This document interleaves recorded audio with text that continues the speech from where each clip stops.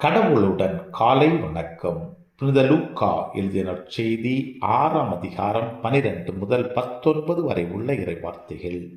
அந்நாட்கள் இயேசு வேண்டுவதற்காக ஒரு மலைக்கு போனார்.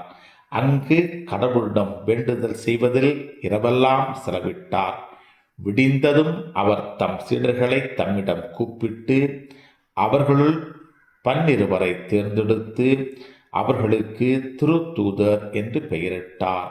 அவர்கள் முறையே பேதுரு என்று அவர் பெயரிட்ட சீமோன், அவருடைய சகோதரர் அந்திரேயா, யாக்கோபு, யோவான், பிலிப்பு, பர்த்தலேமேயு, மத்தேயு, தோமா, அல்பேயுவின் மகன் யாக்கோபு, தீவிரவாதி எனப்பட்ட சீமோன், யாக்கோபின் மகன் யூதா, துரோகியாக மாறிய யூதாஸ் இஸ்காரியோத்து என்பவர்களே.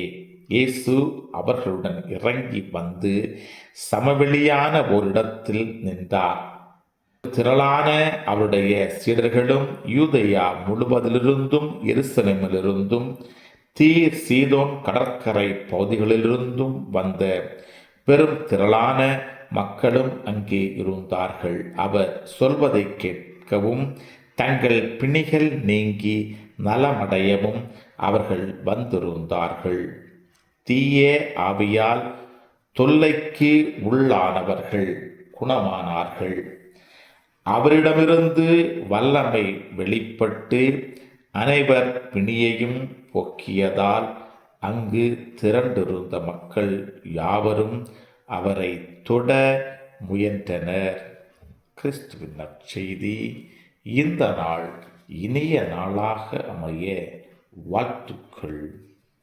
பல பல பல புதுமைகள், பெருமைகள், இனிமைகள் இறங்கிய நல்ல நாள், ஒரு நல்ல நாள், நம் தேவன் தந்த நாள். இது நல்ல நாள், ஒரு நல்ல நாள், நம் தேவன்